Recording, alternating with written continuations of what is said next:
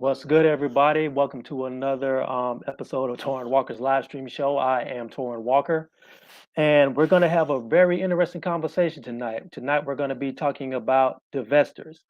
If you don't know, divestors are a small online group that basically makes their philosophy of hating black men. And we're going to talk a little bit about with two brothers who have delved into this conversation and delved into this subject really well. Our first guest is going to be Martin Henson. He is the executive director of the B Men Foundation, a group dedicated to uplifting black men. He wrote an article on Medium a couple of days ago that got a lot of heat. It's called "Divesters Are the Black Women of the Alt-Right." So I'm going to bring him in and have him start up the conversation. Martin, how you doing, brother? I'm good. How are you? I'm doing well. Glad you could join me. Yeah, look, we having this conversation, so let's get into it. All right. Let's talk a little bit about your piece. A lot of controversy, a lot of heat generated. I started off with a Twitter thread, a 25 tweet thread, talking about divesters, which are basically the small group of black women who have hostility towards black males and their outdo influence in society. So let's talk about it, brother. What inspired you to write that thread? Man, you know, I've learned a lot about the positions that people have had over the course of seeing the responses. But to me, I thought people have been seeing it and ignoring it. You feel me? So I've been on Twitter navigating the sphere for a while. Plus, I have this nonprofit that's for black men. I'm a very strong advocate for black male studies. So you start to see and hear these voices, and you get these perspectives, plus the Black Lives Matter movement, the way that there was some takes that was coming out of it that was wild.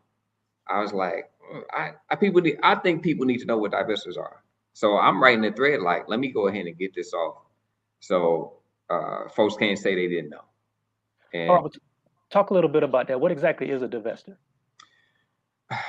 a divester is a black woman who feels that black men are worthless, are not contributing anything to society, and they believe their best form of social mobility is to marry upward. Most of the time, almost all the time, marrying white. And through that, they spew all levels of uh, anti-black hate and misandry, saying things like they want to abort black children, black boys, saying that they get turned on when the police beat on black men, call us nignogs, nakers. They call black areas Blackistan. There's a whole subculture that exists within that. Mm. When did you first discover this group? I don't even remember. I feel like it's just something that I've always been aware of as a black man advocating for black men. I think a lot of black men who are in that sphere of trying to do a lot of good for black men and focusing specifically on black men run across these arguments that anytime that we are doing something that deals with the level of misandry that results in our death, that is somehow taking something away from black women. So you get those narratives. And then when you go down the black hole of responses, you'll see a cascade of like really terrible ideas around how we're not needed and how we're if we weren't here, black women would have done better. And you have all of this stuff that happens. So I can't even tell you the exact point, but it felt like it was obvious. And then I realized through writing this that it wasn't obvious for everybody. Okay. Um, you make some really strong points in the piece. You talk about how like a lot of black women who consider themselves divestors may not consider themselves a part of the alt-right, but a lot of the rhetoric lines right up with some of the things you hear from the Proud Boys of the Aryan Nation and places like that. Mhm. You've gotten some pushback about that because you see a lot of women online in response to the article saying that it was that's not really what they mean, that it means something totally different than what you portrayed it to be. And what do you say to that? I'm scared of it because a lot of the pushback that I've seen, reactions that I've gotten, of course, it hit the divester wire. They have YouTubes, they have chat rooms, they have Discords, but it's not saying that the language is inappropriate. or uh, genocidal as it relates to black men. They're saying that, oh, I'm being too harsh. So that to me is scary because anything less than a call out or a blatant rebuttal of the things they're saying is to me feels like endorsement. So if I'm out here, brothers saying wild stuff about women and saying that we should be eradicating them, and I'm like, maybe you're being too hard on them. You'd be like, oh, you an incel, you one of them.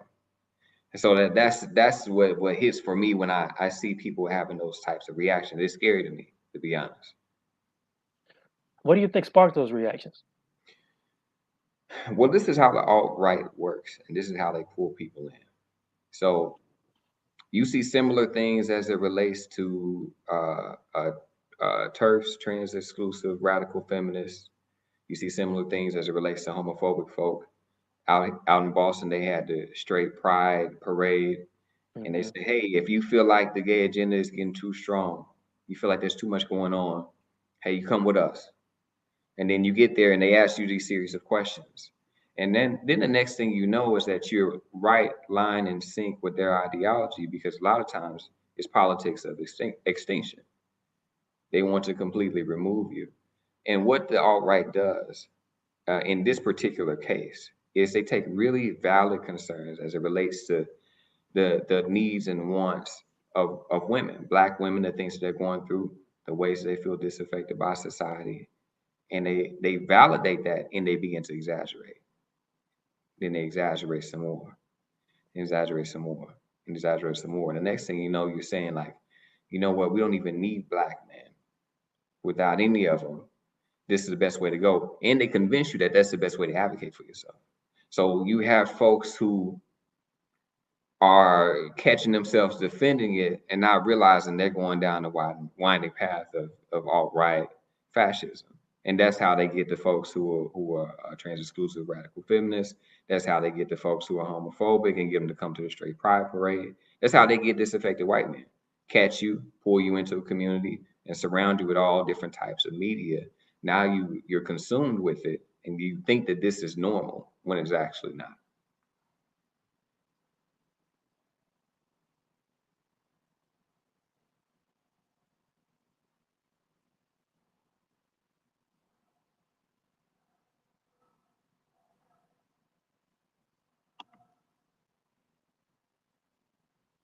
Okay, am I not sure? Not seeing you. Am I frozen?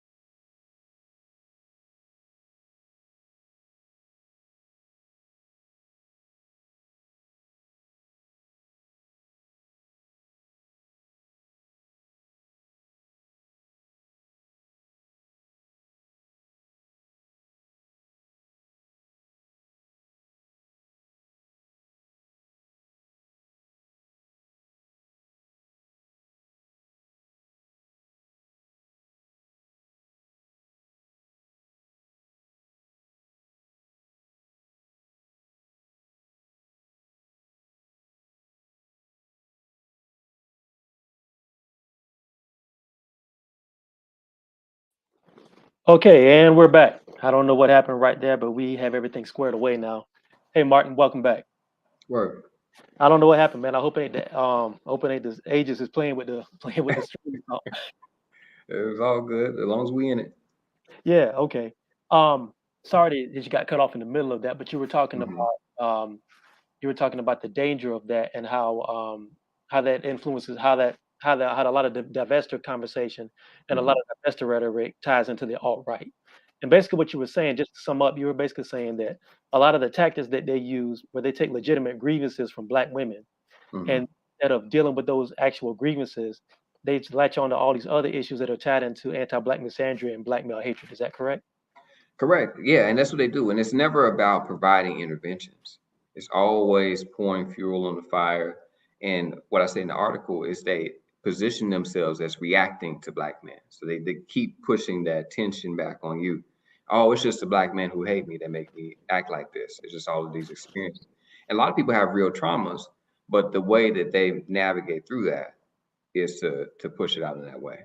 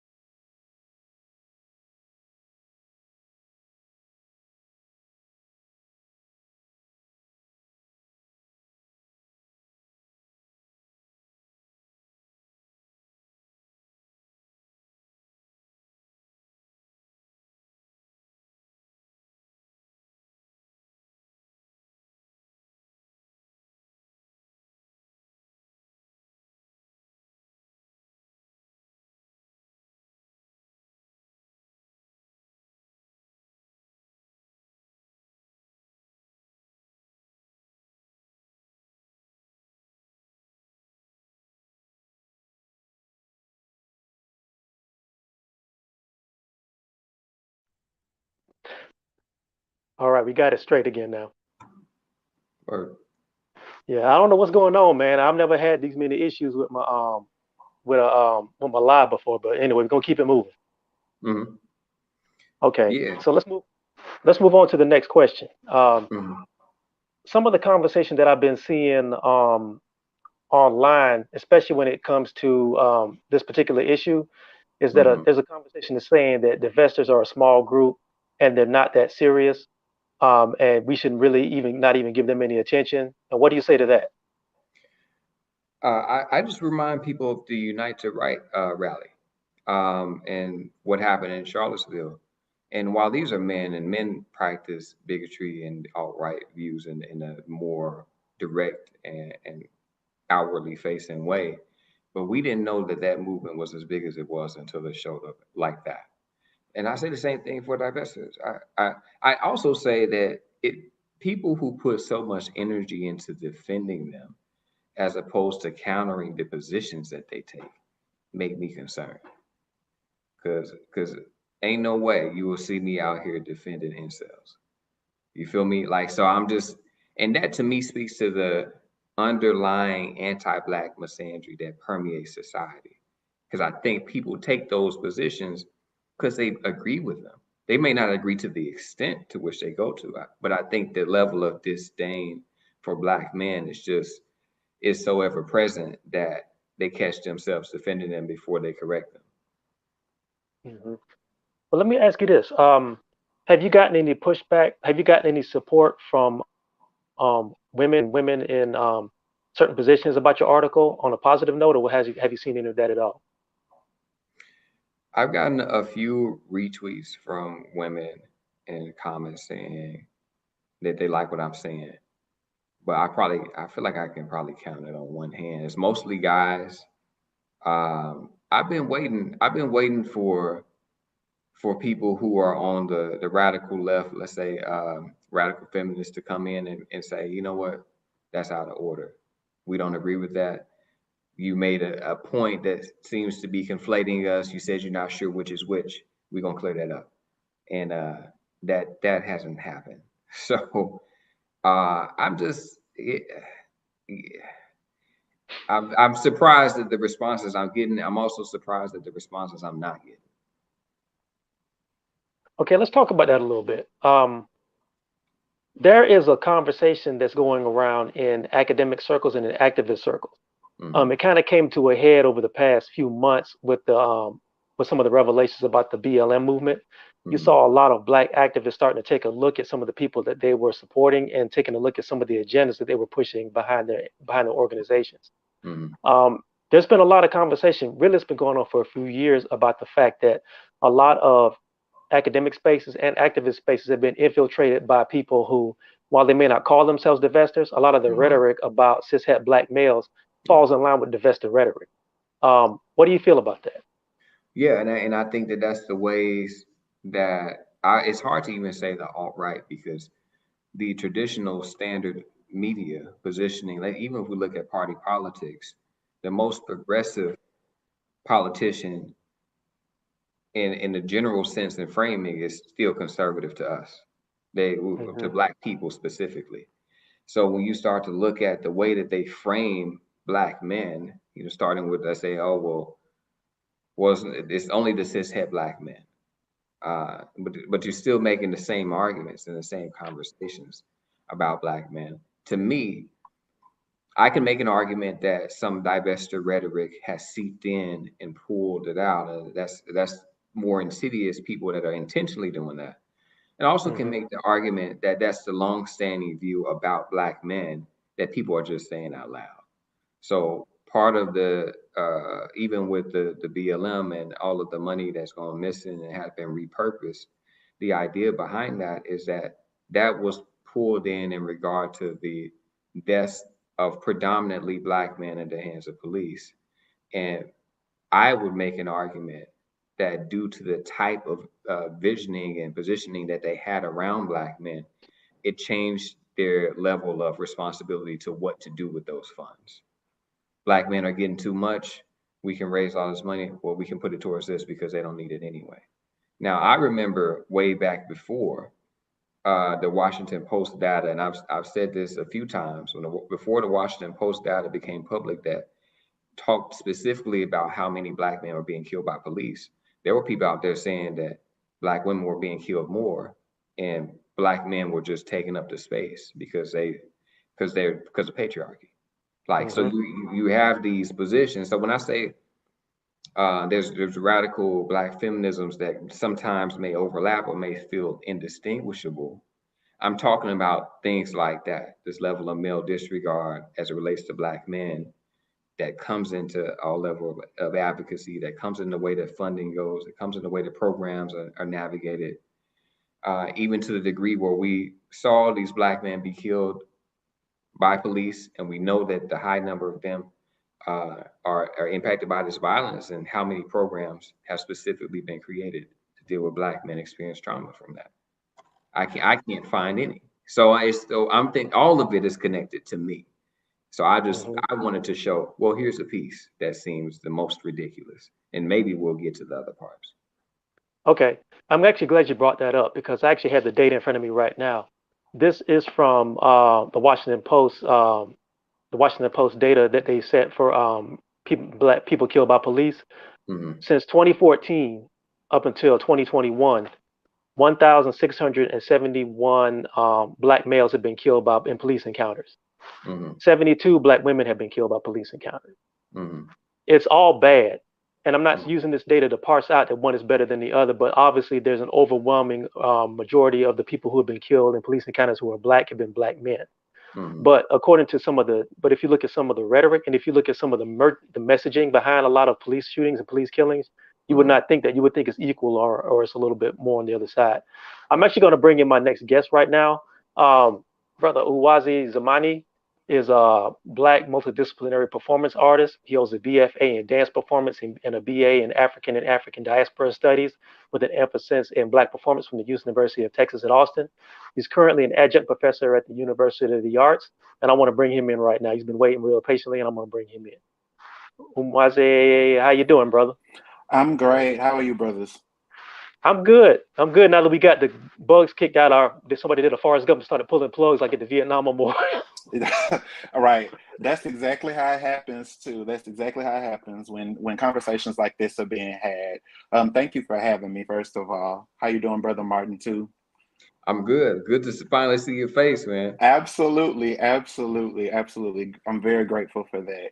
But yeah, I've just been listening to you two brothers talk about this, and funny story about this. I really didn't come into conversation with this work until reflecting upon my experience with teaching young black boys who reached out to me about their experiences, and then of course discovering Dr. Tommy Curry's work during the beginning of the pandemic, discovering the man knot, and looking at this and reflecting on reading that book, and then reflecting on a lot of the conversations that I had in undergrad, and seeing just a lot of these things come to life as a base from that book, seeing things like phallicism, seeing things like anti-black misandry come to life. And then of course, as we know, Twitter is a very just a small microcosm of the things that are happening in this conversation around the pathologization of black men, the confining black men to tropes, the confining, and currently doing a research project which finds ways in which these worlds collide between myself being a black same gender loving man and also being black and male, also being gay, also being masculine, also being feminine, and then finding myself in the middle of these conversations. And one thing I can tell you is that I'm a huge fan of facts. I'm a huge fan of data. I'm a huge fan of things that aren't just taken and then blown out of proportion or generalized, because that is how you hold narratives in place. So a lot of what I've been seeing, just to kind of piggyback off of what you gentlemen have been discussing, a lot of what I have been seeing is that because I am black and so-called queer, that I am supposed to hold these narratives about black men. And so within these spaces, one of the things that I'm seeing, and one of the things that kind of bothers me, is that certain things can be assigned to you whether you want them to or not. And this happened to me in undergrad when I had a professor, a black queer professor, say, "Oh well, Uwazi, you're cis," and I'm like, "Well, first of all, I didn't know what that meant." In terms of like different things like pronouns and different things, and no shade, like to whatever you want to be called is whatever you want to be called. But one of the things that I discovered is that the language that is being used to form these pathologizing statements is language that doesn't exist in the communities that are targeted by it.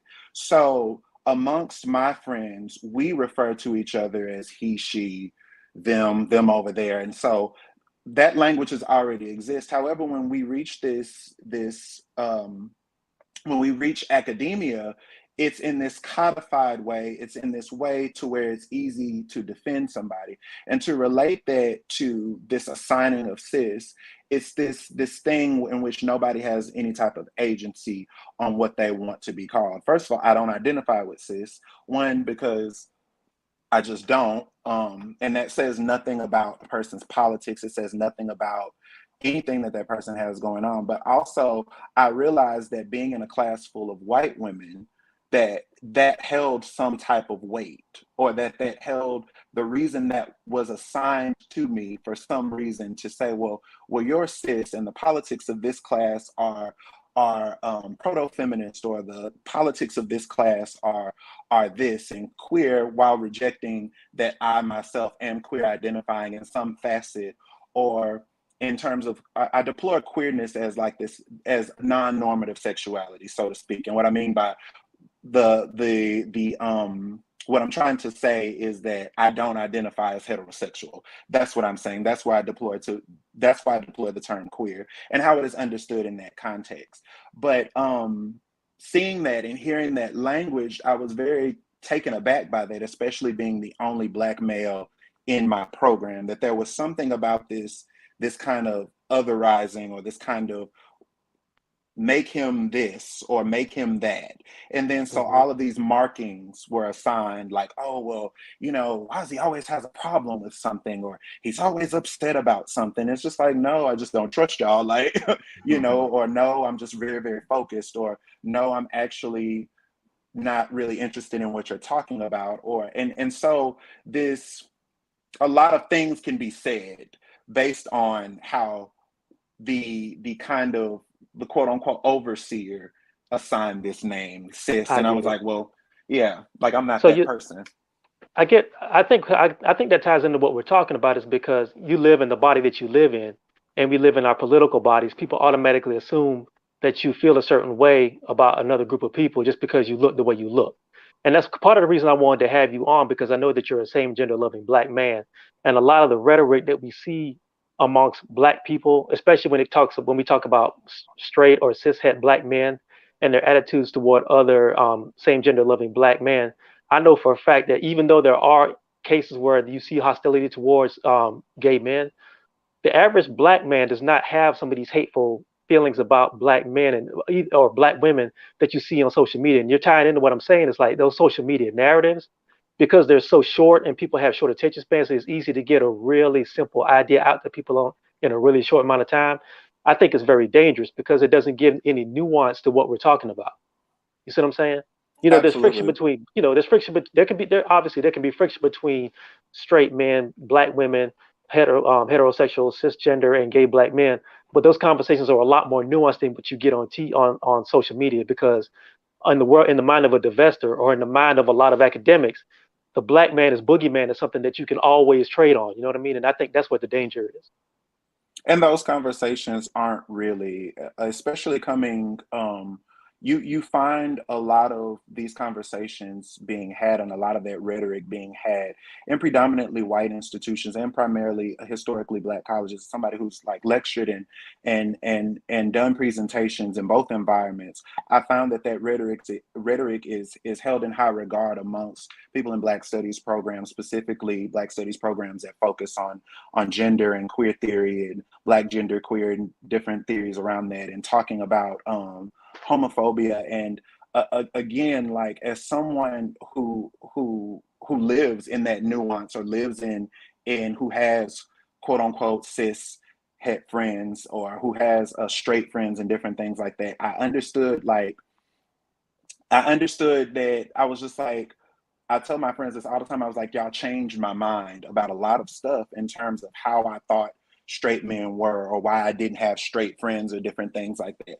And a lot of the sentiments that I used to hold, I honestly felt that they extended from my own run-ins with these kind of isolated incidences of homophobia, or things that happened to me in like middle school, and things that happened to me in like elementary school. And then by high school, it became like, oh, I see these guys all the time, and they're like, oh, what's up? This is when I was Nick. Oh, what's up, Nick? Like, boom, like, yeah. Like, I had good relationships with quote unquote so-called cishet men, Black cishet men. I had very healthy relationships with them in high school. And as somebody who was quote unquote feminine, who was flamboyant, as the term is used and deployed, or femme, in high school, I still had good relationships with Black cishet men. That may not be the case for everybody, but to sit here and pigeonhole the the black men that I grew up with and the black friends that I have right now, it leaves no room for them to be something other than what is held in high regard in these spaces. And I find that a lot happening, like that a lot of the gender wars or a lot of the friction between black cishet men and so-called black cishet men and so-called black cishet women, how they keep running into these frictions or the frictions with divestors, is that a lot of it is because this kind of very white Eurocentric laboring these words, these different things, and this categorization of different things. That's why we find ourselves, because if you don't fit into that box, then, or if you've automatically been put into that box, then there's no way you can grow outside of it. There's no way. We've already said you're this, like, so you Exactly. can't move outside of this. That's the point. I want to throw this question to both of you brothers, and this is part of the reason why I wanted to have you both on, and I wanted to talk about the article you wrote, Martin. As I told you, and Uwazi, you can jump in on this as well. A lot of the conversation about the idea of divestors is saying that it's not that serious, and you give them more attention by talking about them. But my issue is this: if you look at a lot of the things that a lot of people who work in academia say, a lot of people who work, like you said, in HBCUs, a lot of people who work in the legal field, a lot of people who work in institutions in industries that really affect the well-being and outcome of black males and women and girls, you see people making really hateful statements about black males generally. And these are statements that if they said them about any other group of people, they would either be out of a job or they would have to tender either tender their resignation or they would have to do some serious crow eating or whatever. But you can say hateful things about black men, wish death upon black men, and everything is fine. I'd like you both to talk about it. Uwazi, I'd like you to talk about it because you have that background in the academy. And I'd like to ask Oh, you, why does that why do you think that is? And why is that allowed? absolutely. It stems from the neglect of recognizing certain ecological stressors that go into particularly why the development of black boys. As a former like elementary school teacher, I would find, especially as a teacher in the arts, I would find like a lot of women, specifically black female teachers, would hold these sentiments about, well, so and so is bad, or Daquan is bad in different things, or that oh, well, they just don't know how to act right. And so I used to hold those sentiments too, especially my first year of teaching, especially when students would make certain homophobic remarks. Before understanding that a lot of this language was common to me, my first experience with the word faggot or different things, my brother used to say this all the time when playing with his friends. And I never thought anything of the word, one, because I didn't know what it meant until somebody had told me what it meant. And then I'm like, oh, that's why it's bad or something like that. But a lot of the development of black boys, and I had a mother ask me this question in terms of like masculinity. And first of all, I honestly think that a lot of scholars in academia don't have an understanding of black men, and you can say whatever you want to about black men, because black men and the experiences of black men and the emotional and cognitive development of black men is understudied and under theorized. So of course you can assign any meaning. You can pull from people like Hooks, you can pull from people like Pat Parker and Audre Lorde, who have this, that, and the third to say about black men, or what Alice Walker said about the Black Panther Party and different things. You can pull these narratives, and that's usually all that it is. But when it comes to talking about the possibility of black men living full lives, and when we talk about black masculinity, we usually characterize black masculinity and the development of black masculinity as something that is void of something. It can't just be masculinity for black men. It is either deficit or it is either excessive. And so there is no in between space. There is no. A thread was on Facebook today, and this is what I love. It's a love-hate relationship with social media, because you can find so much, but at the same time, when you find a lot of something, it kind of scares you. But when you find a lot of something good, it's inspiring. Because there was this thread that said, well, how can black men, how do you need to feel emotionally protected? And it was this long thread of about maybe 226 comments, black men expressing themselves like, I want to be vulnerable and not have my feelings used against me. I want to be able to express myself and love fully. Mind you, nobody's on this thread talking about money or anything like that. maybe one or two gentlemen said, I want to be a good provider, or I want to be able to do this, I want to be able to take my family on vacation. But you have this long thread of men expressing themselves emotionally. And then, of course, under one comment, somebody had to say, oh, a woman, she had to say, oh, well, all I see on this thread is a bunch of crying. And then I'm like, okay, this is why, like, or that it's treated as something that Black men are incapable of doing. And a long time ago, I used to think this, like, oh, well, straight Black men live very rigid lives or something like that. But then it became like, as I actually started to study Black men, especially being a Black man, like the irony of that, being a Black man and holding those sentiments about straight Black men while conveniently neglecting that I'm a Black man, but also understanding that manhood is denied to me because I am Black and gay, specifically by Black women, because I can't be a full man if I'm Black and gay. But that's another conversation. No, I but got you. The whole thing, I honestly feel like those sentiments are held in high regard because there's so many narratives that have been passed on and held into place and contextualized and legitimized and fastened and repeated so flippantly throughout academia. And that is what is held into place by the white oligarchs that run these universities, that fund these universities. They're held in place because it's a profit driven narrative. And so a lot of white capital is driving these narratives that Black men are this way. This is what sells books. This is what gets you that book tour, specifically for divestors. This is what gets you that book tour. This is what gets you those live streams by the thousands when you're saying what everybody else is saying. And therefore it must be true because you have a panel of maybe 6 or 7 women, maybe a Black queer identifying person on the panel as well, or maybe a non-binary, gender sexuality non-conforming person on this panel saying the same thing. So collectively it must be true. But also when we get to talking about different things like intersectionality, all of those things sort of filter in. But yeah, I think that's the gist of it for me. That's how I feel. Gotcha. About I'm just going to put a question up real quick. Somebody said, wasn't this about divestors? And I just wanted the people to understand that all the stuff has to be taken into context. You have to understand that it's not just about one person who's going viral making hateful statements about Black men. You have to get, so Malcolm talks, you have to get the full understanding of how this stuff is allowed and where it comes from. So that's why we're giving it a little bit more play than usual. I'm gonna lob it over to you, Martin.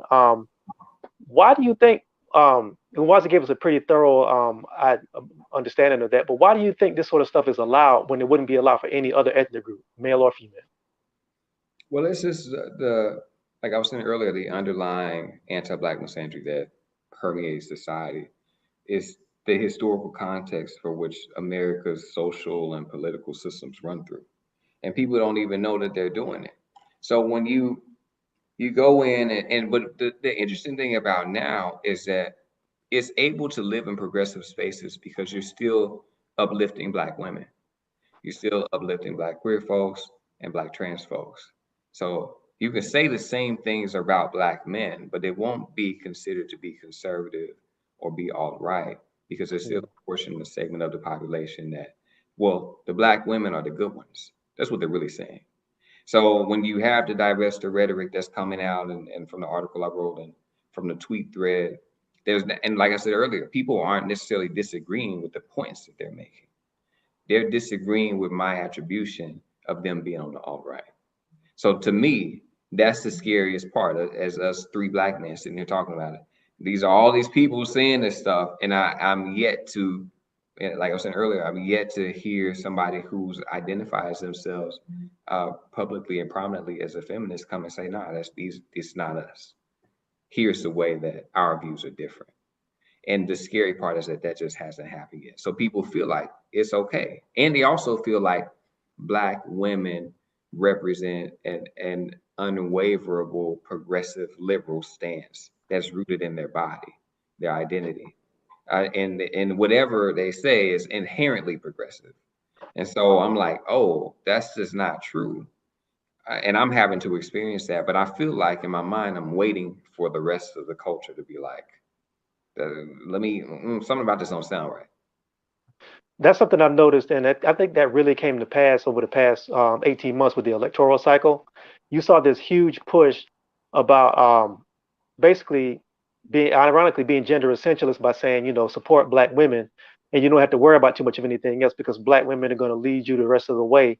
And I think that's kind of insulting to black women because you're not taking into consideration that black women may have different points of view. You may not take into consideration that older black women may feel differently about the electoral process than a younger black woman.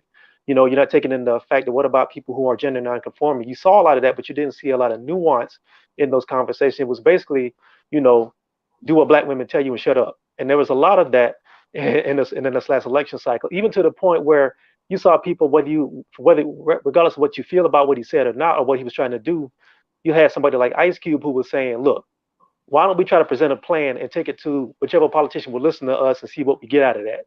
And this man got savage like he was some sort of clan member, and all he was saying was just, "Why don't we play politics like everybody else?" Because every other ethnic group, they take their plan to whoever's going to listen to them. They don't give a damn if it's Trump. They don't give a damn if it's Obama. They don't care if it's Biden. It's like whoever's going to get us the best deal out of whatever we can get, let's do that. And there was a lot of attacks on him just for the fact that he was a man and he was doing this because he was getting in the way of quote unquote black girl magic. And again, I just want to say for people listening, we're not talking about an attack on black women in general. This is about a very small subset of women who have gotten control of the narrative and made everybody think that they speak for all black women when they do not. Because if you go outside of these academic think tanks, you go outside of these activist spaces, a lot of these conversations are not as vitriolic and they're not as hateful as you see online. Let's move on a little bit. Um, Martin, what would you like to see? What kind of response were you hoping to get by publishing your article? What were you expecting to happen? I actually wasn't expecting anything to happen. I was expecting to get pushback. I thought I was gonna get doxxed, honestly. Like, but in terms of anything substantial or being worthwhile coming from the conversation, I didn't expect anything positive. I just thought, hey, let me just say this because I ain't heard nobody say it like I'm saying it. So the responses now are they are disappointing. They're disappointing. And I think I'm still processing what I'm supposed to do with that disappointment.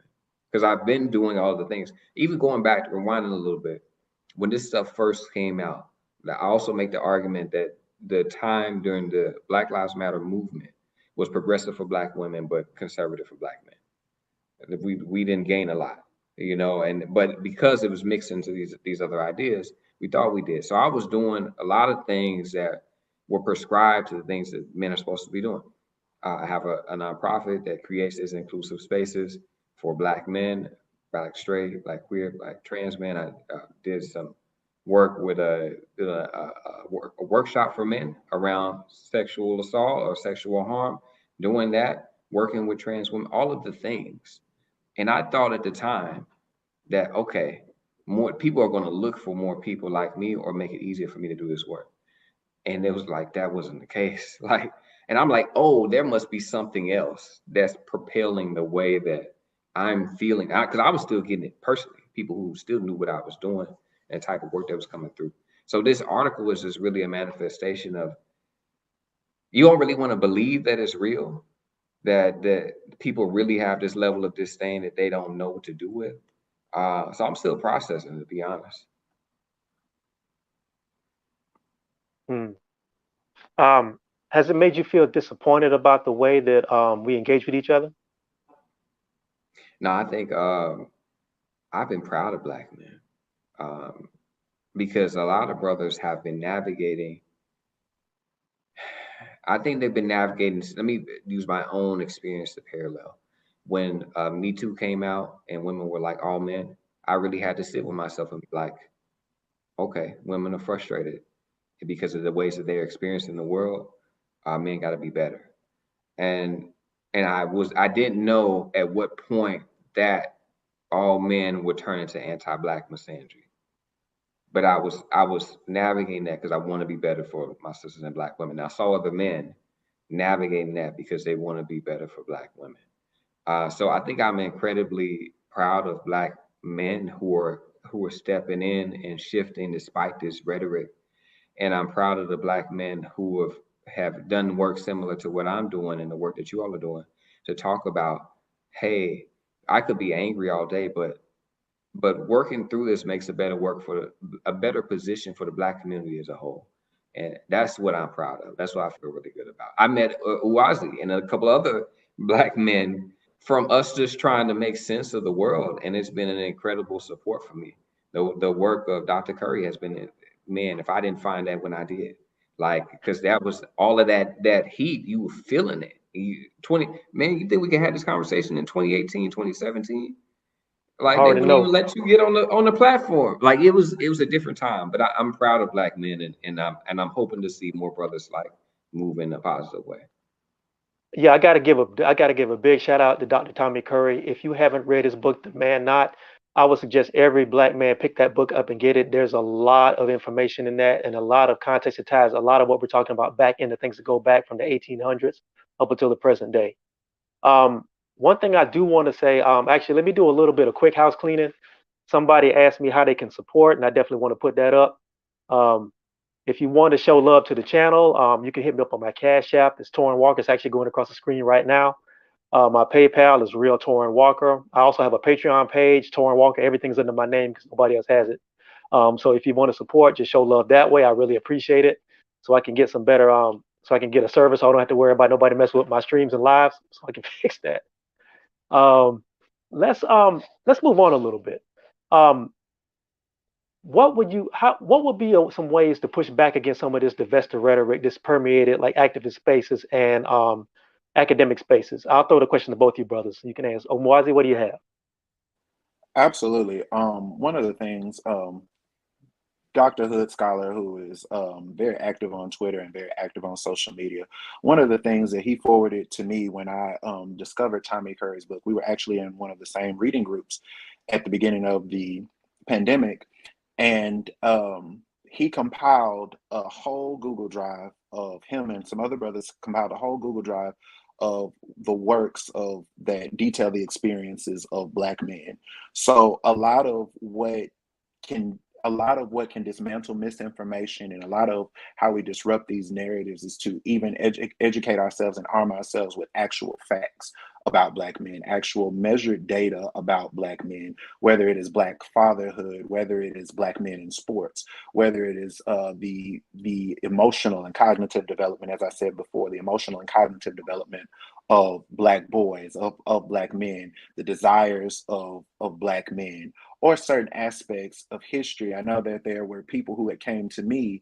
Dr. Hutzhaler had actually come to me and asked me, like, what are some texts for like Black men who identify as Black and gay? What are some texts that are pivotal? And those works are in the archive. So a lot of that begins with actually asking Black men about their experiences and actually taking into account what Black men have to say about their lived experiences, their how they view themselves, their self-concept, how they arrive, how these narratives that run rampant, and how Black men don't necessarily, well, Black people don't have the luxury of time. I'll never forget Dr. Anthony L. Brown told me that. He said, Black people are wrestling with time. We don't have the luxury of time, whether it be in our training, our education, that we feel like we're always playing catch up to a degree, or so to speak, or we're always trying to come into knowing something constantly. And so really what that means, especially given the experiences of Black men, that historically time hasn't been on our side, and we're experiencing that now. But that's not to be pessimistic. It's to say that there's an urgency placed on hearing our experiences. And I honestly feel that, especially as someone who works with Black youth, particularly Black boys, that placing an urgency on looking at these experiences is very important in terms of intergenerational transfers of how Black men understand themselves, to develop a healthy understanding, for Black boys to develop a healthy understanding, for Black men to continue to develop a healthy understanding of themselves. You must do the work. You have to do the hard work. And the sad part about it is that we get these narratives of academic spacings being so radical, and to speak to that point and to speak to what has already been said, is that these spaces are typically not radical in terms of actualizing one's identity and actualizing a healthy self-concept. These are very conservative places, especially when dealing with Black men, especially when dealing with the experiences of Black men, that these are somewhat mute, that Black men are actually an underrepresented population in the academy, and turning our attention to that when it comes to certain things about that. And so it really begins with challenging those narratives. It really begins with doing the work. It really begins with reading people like Curry. It begins with reading people like David Marriott. It begins with reading people like Anthony Lamel, who have already had these conversations, who have done the work and have put forth these bodies, these unexamined bodies of work, these underexamined bodies of work for us to detail the experiences of Black men, so that actual accounts come from Black men and they can't be proselytized by people who wish to have no contact with Black men, or no context of how Black men experience the everyday. Gotcha. Martin, what do you think? Yeah, I agree. We need to be talking about Black men's experience from Black men's perspectives. I do think people, if there's a direct thing people can start doing now, you got to stop quoting Audre Lorde when it's time to talk about what Black men think and feel. A powerful feminist in her own right. Got to stop quoting bell hooks. You got to start quoting the Black men who study Black men in a real way, and use some of those things to maybe analyze and add new positions and framing and contest, but it shouldn't be the primary source. The other thing is that it's the work that we're doing now. With the increase and proliferation of social media, people exist in echo chambers. I was thinking about the other day how I used to read the news all the time, and now I don't. And with the lack of access to online Black journals, how many can you think of? How many Black radio stations can you find? I think it's on us to be able to be a part of the cultural revolution and be those guys who disseminate thought and push the intellectualization of Black men and the humanization of Black men into ways that make sense. And I think the third thing is the thing that I do now through my nonprofit, B-Men Foundation, bmensfoundation.org. Check it out. It's creating more support spaces for Black men. It's not enough therapists. There's not enough social workers. We can't do that to the degree in which we need it. So we need intermediates. So whether that's online and mediated spaces like that, or whether that's in person, I think we have to pick up some of the slack that the system has left us with. And this right here is a part of the intervention. And that's something else what I wanted to touch on as well. Thank you for that. Even when we have conversations about like Black men going to therapy and Black men seeking some sort of outside validation and help, you even have to be careful who you get it from, because like I said, you see people who work in the mental health field and people who work in the legal profession and people who work in academia who say hateful things about Black men. So that adds another layer of danger for young Black boys and Black men who are trying to get some sort of understanding of where they are in the world. Because that, I think, well, let me throw you this out. I'll just give you my opinion. A lot of people may not like this, but I think what's going to have to happen with a lot of these people is they're going to have to really be called on the carpet the same way somebody who said anything about someone who's Jewish or Asian or LGBT gets called on the carpet. I think some people don't understand something. There's a saying, if you don't hear it, if you don't learn it, you're going to feel it. And I think some of these people are going to have to feel it because they're very well placed to do serious damage to young Black boys and young Black girls. Yeah, I agree. The thing about social media that's so insidious, especially even as it relates to divestors, you start calling them out. They delete accounts, delete posts, delete their YouTube pages, start a new one. They underneath a couple threads of mine now. Why ain't you talking about the manosphere? Like a new account just been made in the past couple days, and that's how it can kind of shift. Send them to me. I'll deal with it. Go ahead. That's how it can shift because it's not as visible in the ways that you typically can deal with, or ways that you deal with bigotry as it comes from men. Men are really direct. They show up, they're gonna come with the tiki torches and some more stuff. The way that these things navigate in other places is a little bit different. So that's just what comes to mind for me when I think about it. Actually, I'm glad you mentioned that because there was a situation that happened a few months ago where there was a young lady who was a lawyer who worked in the Houston in the legal field in Houston. I'm butchering the name. I don't have her name and I don't have it in front of me right now, but she was on Twitter. She got into some sort of verbal altercation with some man, and she said, "This is why I have no use for you bullet bags." And this is a woman who works in the legal field in Houston. Who knows what sort of? She had to actually end up deleting her accounts. Somebody found that she worked. Yeah, she worked for the state bar of in Houston. Somebody found her social media accounts, pulled her up, but all she did was pull her stuff down. I don't know if she was reprimanded or if anything happened with her. That sort of stuff is extremely dangerous, and that's why I say you can't afford to ignore these people, because a lot of these people are in academia and they go into fields where they really affect the life outcomes of young black boys, and that's extremely dangerous. Yeah, and just to say more about that, when I talk about bigotry, because I've been writing a piece on how homophobia lives just outside of men. When you talk about bigotry in general, you can point at the politicians for sure, because they're the loudest voices. But as it relates to this, the teachers are majority. Most of them are women. The social workers, the therapists, most of them are women. And so when you don't examine the ways these ideas permeate and they live in these very soft, these ways that are much more soft than the ones that we find to be directly violent, you allow it to exist. If I got rid of all the white supremacist men today, if they disappeared, or if all their views immediately changed, you think there'd be no white supremacists now? Like it'll still be out here. It still exists in all these other ways, and it'll be sneaky and it'll be subtle. And part of the intervention that I did with writing the article and putting out the thread was putting it out in the open.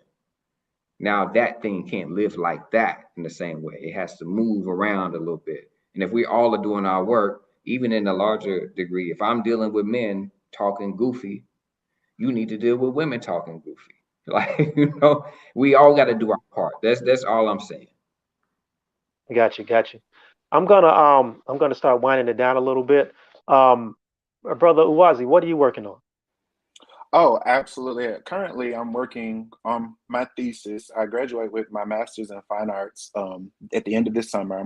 The current research project that I'm doing as part of my thesis is called The Telling of Us, and it deals with this intermediate space of Black male vulnerability and how I found the theme of Black male vulnerability coming into contact with Dr. Curry's work, but also showing how this shows up in the writings of Black gay men of the 1980s at the height of the HIV/AIDS epidemic. Specifically with the idea of phallicism, I examined the photography of Robert Mapplethorpe and the murders of Jeffrey Dahmer, kind of being in canon with David Marriott's work on Black men. If you don't have that book, go and get it.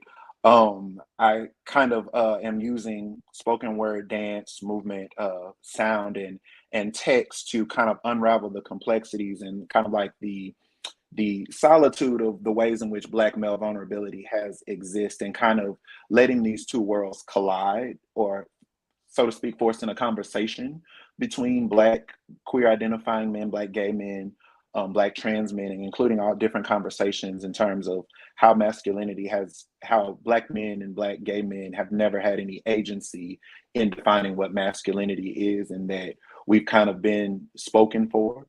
So I'm kind of using that and amplifying those mediums to explore that space. So I presented in France in a few weeks. So I All leave right. Saturday. So I'm excited. I'm really excited about it.